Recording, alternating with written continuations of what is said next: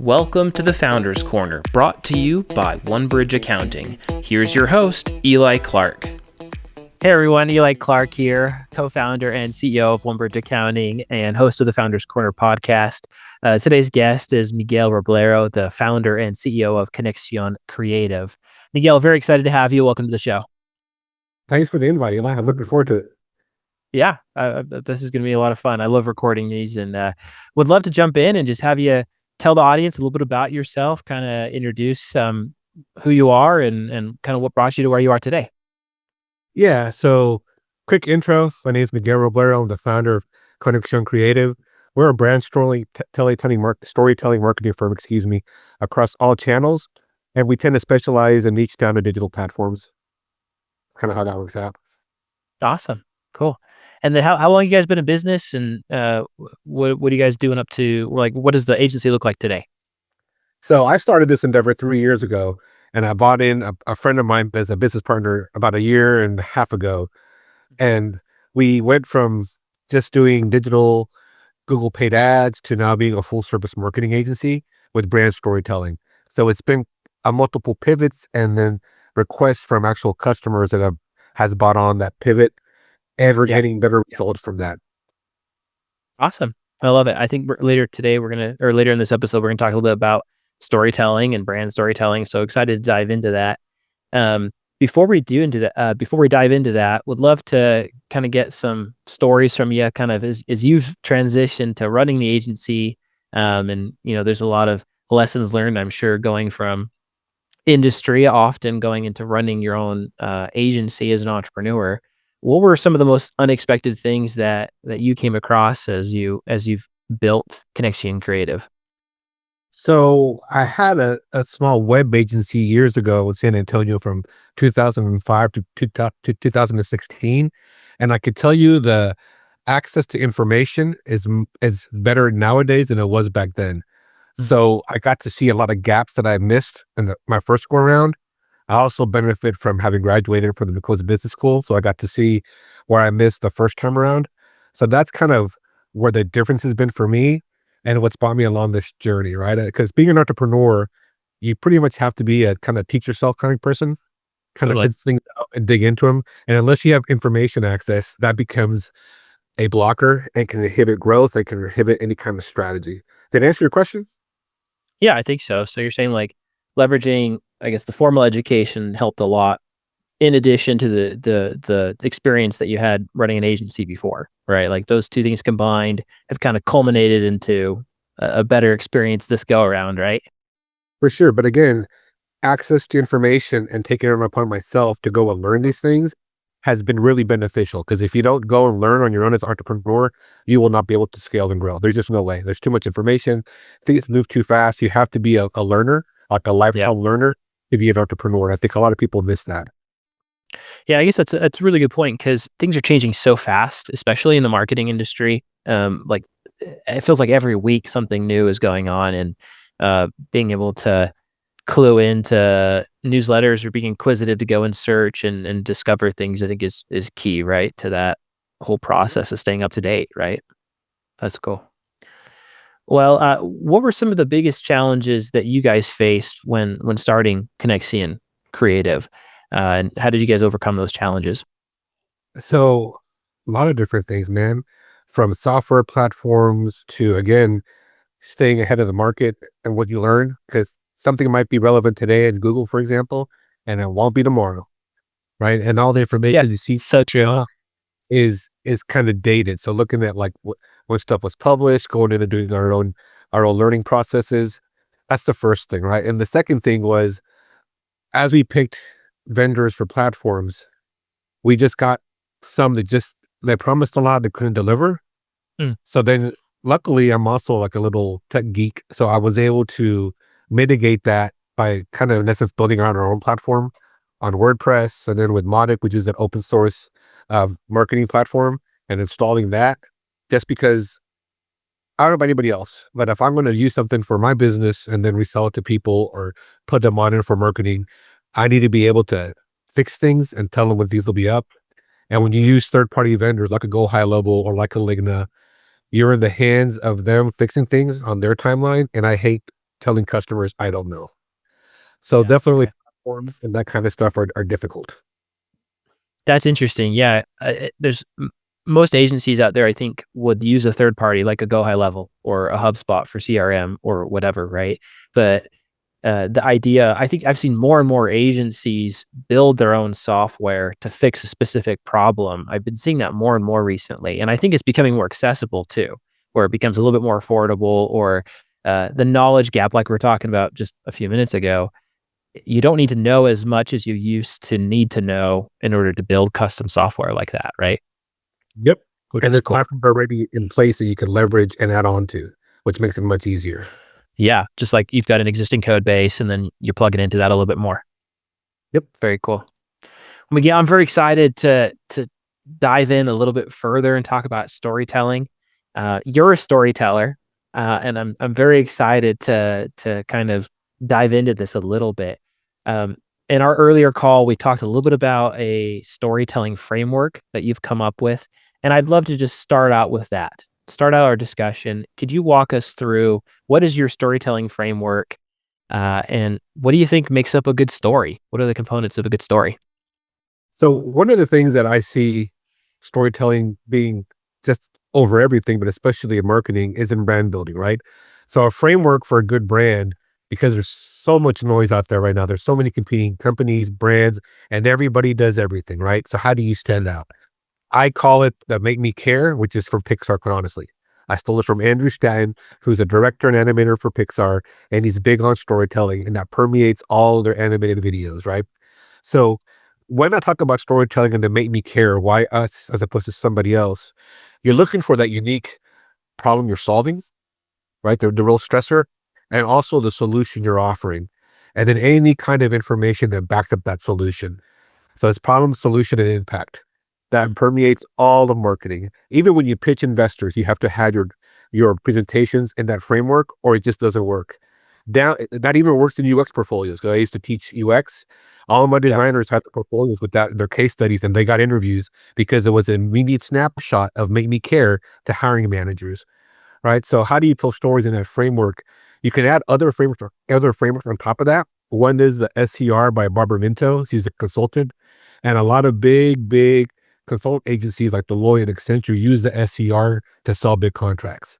And what the SCR does is to frame something in a way that it makes sense to people.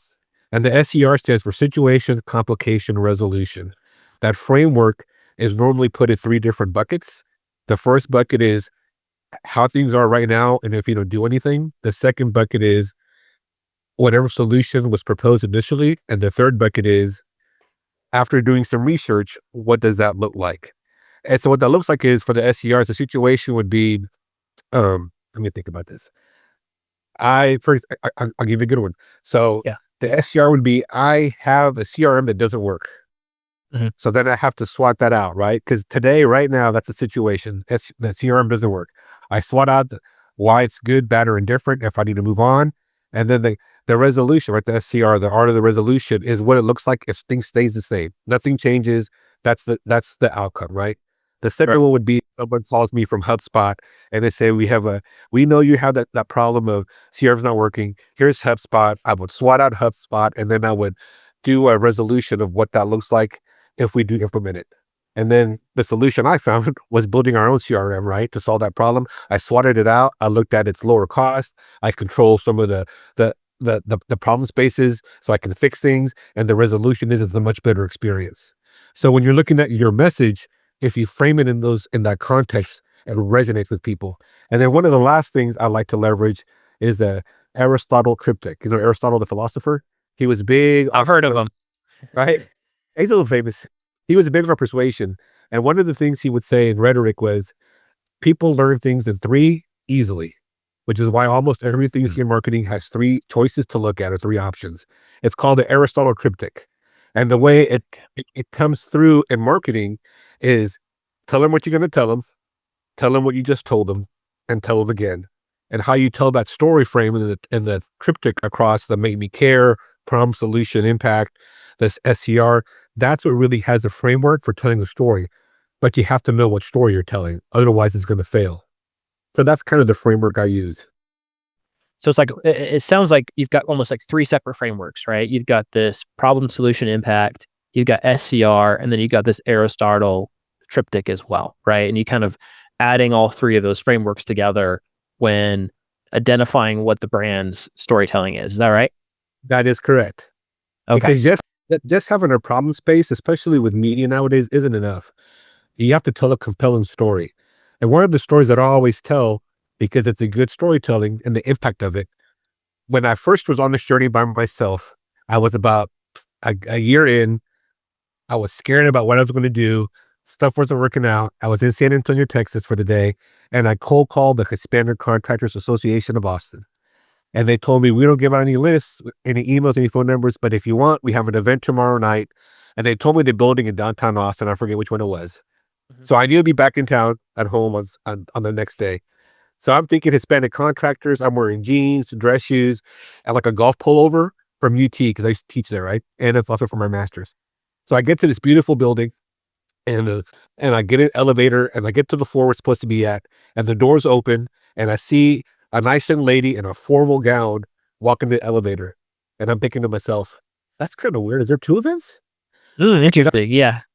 And I see the chief of police come out in his dress blues, and I'm thinking it's got to be another event here.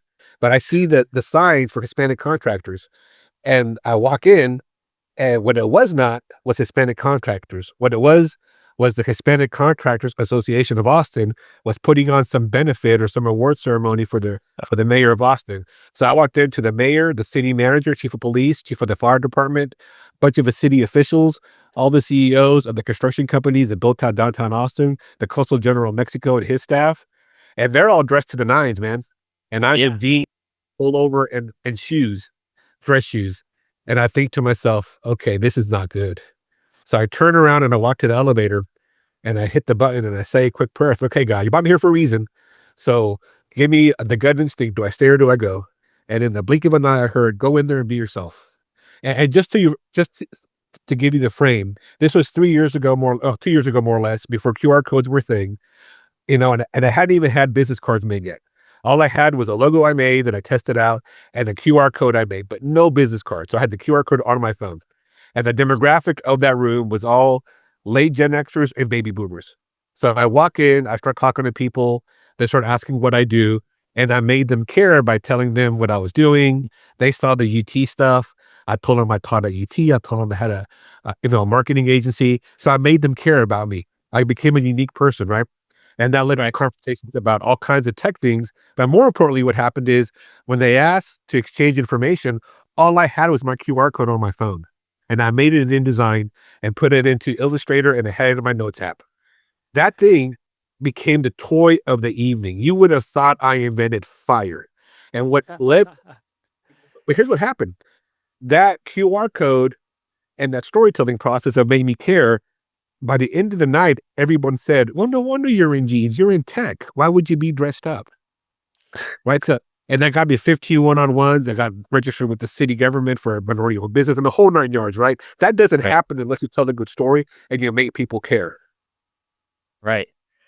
I love that story. I mean, you made me care. Like I'm listening to this, every single word. I love this.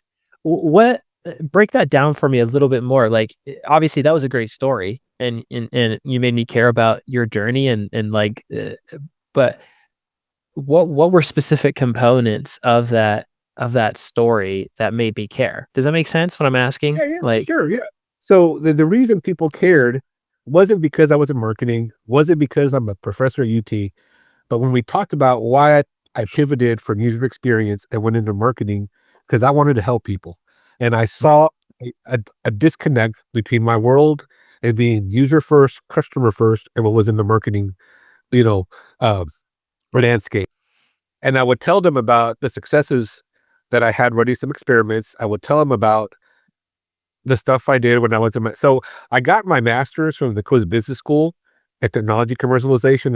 It's called a Master's of Science in Technology Commercialization, and that's an MBA under the lens of a startup. So we do a bunch of startup things along with all the MBA stuff. So I was able to kind of talk about what we learned in that environment and how I applied that to my own startup and how I started to apply it to my initial first customers and the successes we had. And then we talked about just being people, right? By that point, I was no longer the dude in jeans. I was one of their peers. Just happens to be I'm in tech, which also Yeah. led to the he wears jeans. Because what I realized the first go around as an entrepreneur from '05 to 2016, when I undercut everybody in the market, if you do that, people see you as an employee, not a peer. And they're more difficult clients. They ask too many questions. They don't trust you because you're their employee.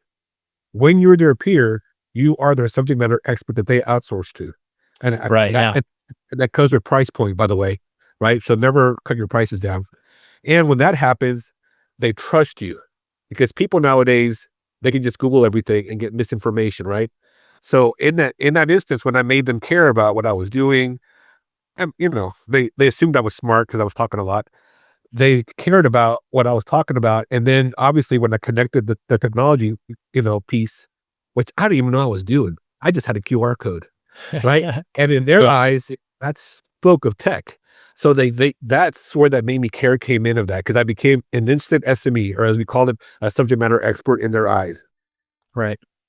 Because you had the tech and you were showing it, and you obviously knew a little bit more than they did, right, about it. Yep, that's exactly right. And I was able to break down conversation I always have with people is you have to understand what your users are. Meaning, if you're going to do digital stuff, I'm not talking streaming videos or streaming ads or ads on TV. We do all that stuff too, but just like your channels of Google, Facebook, Instagram, which are the major ones, right? TikTok's another one as well, but depends on demographic. Is understanding what those are. Google, the intent is to search for you. People are going to search. So it's going to be more expensive when you buy ads because you're competing, right? Facebook is literally a TV commercial. You're buying space for a demographic. Think of it like a time and space, like the Super Bowl. It's going to be so many people, this demographic. Same thing on Facebook. It's just coming across their feed. Instagram, you're kind of doing the same thing, but you're buying a follow, not a viral video. So the more you spend on Instagram, the more followers you get. You have to leverage Instagram to become an SME in the eyes of your followers, and that kind of winds up being the play there. But if you don't understand that, then you just burn money. So those conversations with those people, especially the demographic I told you, older Gen X, Boomer, they didn't understand that. They just thought it was real and we could just put it anywhere and it goes viral, not understanding the different spends. So stuff like those kind of conversations are a big part of the Make Me Care because they make people understand that you understand what you're talking about and they can trust you. Did that make sense? Yeah, it does. I'm just trying to piece together for the audience here, the components of what makes a story stick or what makes somebody care, right? And I think one thing you mentioned is I like this SME, subject matter expert, as part of that, right? You're coming to the conversation or whatever story you're telling in whatever format that comes across, right? And you're coming across as I'm the expert in this, whether that's a conversation or video or whatever, right? That's one way you can make a story stick. The other way, if I'm understanding this correctly, is that you can make a story stick is make, like you're saying, make me care, right? Like using that Pixar framework of like problem, solution, impact, and using that framework along with the Aristotle triptych, right? That framework, those are also ways that you can help people to remember the story. Am I framing that correctly? Yeah, because if you do it right, you make them care multiple times in a conversation or presentation, right? Because if you just do it once, it's a one-off and they're going to forget. I can tell you people, so we just presented a few weeks ago on storytelling. And one of the major things I got was, man, we were expecting some boring marketing thing about Google and Facebook. We learned a lot about storytelling. But I told them I used the triptych more than anything else. And I called it out towards the end of the presentation when I was doing the recap. I literally said, if you haven't figured it out, I've been doing this to you for the last 40 minutes. And they all laughed, but they remembered, Make Me Care. They remembered the SCR till this day, right? A couple of weeks later. And a lot of them booked strategy sessions because they understood they couldn't think that way about their own brand. Mm-hmm. Yeah, you have a more objective view, right? Outside view, you can see in on that. I think a lot of marketing firms, a lot of marketing agencies, even those people who are listening to this podcast, they work with what I guess you could traditionally call boring brands, whether that's like home service or concrete or I don't know, electric conductors, whatever, right? Nothing, not Pixar, right? Type of businesses. How do you create stories for those types of, I guess, what you might traditionally call boring businesses? How do you make those stories engaging and interesting? Like this same framework, or would you do anything different? That's the framework. So one of the things that I'm actually very good at is looking at a business and the founder especially, and finding out what we would call in the business framework a unique value prop. Until you find where your special unique value prop is a business, you will never make anyone care because you will only be selling services. There's a guy that was pitching his new business. He is doing lab testing for hiring, right? So drug tests, basically. So he Yeah. was pitching across all these different networking events, that and only that, and nobody cared. So I went and talked to him after meeting him. I said, "Hey, man, I get it. You think this is important, but you have to understand, nobody cares. They just don't, right? They just don't. So if I was in your shoes, from what you just told me, I would try to get some kind of metric that shows this is a risk mitigation effort. If you don't do this, so many companies that don't do this spend all this in lawsuits, for example, right? Right. Some kind of metric when you do your little pitch would be much more valuable than you talking about the specifics of what you do with services. You talk about that when you meet somebody. So my business partner was at another meeting, another networking event later that week, and he texted me, "Hey, your boy is using what you told him, and he's getting a bunch of questions now." There you go. It's working. It works, right? So every business has that unique little nugget that they can use to make people care. They're Yeah. just too worried about selling services and not selling their brand. Does that make sense? It does. So the way I'm thinking about this is, let's say if we're using like marketing firms as an example here, because that's, primary people who are going to be listening to this. Marketing firms tend to sell the same types of services, Google ads, Facebook ads, SEO, that kind of stuff. Do you, that unique value proposition, is that generally the founder's story? And it's the story that the founder and their experience, or is it something else that can be that unique value prop? I think it depends on the company, right? Mm. If it's a small, medium-sized business, it's really the founder's story. If it's a bigger business with a whole team, it's the team story, right? And that could show up in multiple different ways. I don't know how better to answer that. It literally depends. I will tell you, it's better to tie your story to your noble, as my old mentor would say, your noble cause in your business, right? Like ours is helping brands grow and scale by storytelling. Right. That's our noble cause, right? This particular individual's noble cause was to mitigate risk for business owners who are hiring people, right? He just didn't know he needed to voice that. So it really becomes part of that business. I think a lot of business owners too don't quite know what their noble cause is, or they haven't articulated it perhaps, right? Where it's like, you mentioned like the drug testing company, for example. It's like, well, yeah, I know that it helps reduce and mitigate risks with employees or with accidents or, that type of thing. But you don't always think about that of like, oh yeah, that's exactly what I'm doing. Right. And articulating it in that way. Right. Do you have do you have questions, like when you're working with clients, do you have questions that you ask to help bring out that value proposition, or is it really just how do you tease that out of somebody? So the first conversation, the 30-minute strategy call, is I let them talk a lot about their business and the why behind their business. Mhm. And then we kind of figure out what that is from that point on. Because if you hear someone talk long enough, you will figure out their why. And they might not be able to see it, right? Just because they don't think that way. They think, Right. what I have found doing this is people are really good landscapers. They're really good personal injury attorneys. They're very good HVAC people, but they're not good at branding. That's not their skill set. Just like I'm horrible at the other stuff, but I'm really good at branding. So I can tell where their unique value prop is in about 30 minutes or less. So it's almost like having somebody outside of your space almost, or your bubble. But that probably helps a lot too, right? And asking yourself, what's my why? Like, why am I doing this? Right? That's a key part from what I'm hearing from you. I love that. Tying back to storytelling a little bit, how does storytelling change based on format? Like if it's, let's say I have a 45-minute presentation at a conference somewhere versus a 45-second video on Instagram versus a blog post. Like, how can you leverage best practices of storytelling across different formats?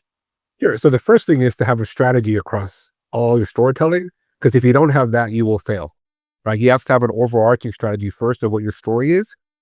And then you could break that down into how that shows up on different channels, right? So on Instagram, you would want to put, we'll go back to the guy with the testing company. On the Instagram reels, he could talk about individual things that business owners might have questions to about how you use the services, how legitimate are they, the kind of process, right? On a blog, you could pick one of those and write 1,000-word blog and kind of give some specifics of why X, Y, Z, right? If you're on Facebook, that's literally just an ad with 2 or 3 points to highlight. When you're presenting, one of the things people do when they present that kills their presentations is they don't practice, and they don't practice because they put everything on the presentation. The worst thing to do is populate your slides with a bunch of text, because people will read the slide instead of listen to you, and they will miss half of what you say, right? So ideally, you would have 2 decks, one that's kind of detailed that you could send out if people ask, and then the one you used to present, which has limited information, and you practice that presentation, and you're the one they're listening to, not so much reading your slides, right? Because it's even worse if you're presenting virtually, because you're competing with someone on YouTube, listen to you. So if you give them the opportunity to read, they will do that and not listen to you. So in the presentation process, you have to start off immediately with the problem, the solution, and the impact, and then back up that story, and then you recap it at the end to keep it fresh in their mind. That's the best. The rule of 3, right? Yeah. Yep. I love that. I had a professor, a mentor of mine, tell me the same thing when it came to presentations. Is like, don't put too many words on your slide decks, because people are going to read your slides and they're not going to be listening to what you're saying. So, I mean, just echoing that, like, solid advice. I love that. What other mistakes, you mentioned slides, for example, but what other mistakes do you see marketers make when it comes to telling stories? Not getting enough information about their customer and thinking what works for one customer works for the other. Right? Yeah. So, because those are 2 different stories to tell, right? The other thing too is not understanding where the customers for that particular business are coming from. And I'll give you a great example. A buddy of mine has got a James Beard Award nominated restaurant in San Antonio. And when I started this venture, he asked me to go look at his Facebook ads, because he was getting 30,000 clicks a month, spending a lot of money on that, but he saw no foot traffic whatsoever. So I looked at his whoever set up his parameters, they don't understand customer bases and users. So understand that in his restaurant, you're going to spend $40 for a hamburger, but it's going to be an awesome hamburger. So whoever set up his parameters had the demographic from 18 to 55. Now in San Antonio, there's very few people that make $100,000 a year. I'm going to tell you right now, it's not 18 to 27-year-olds.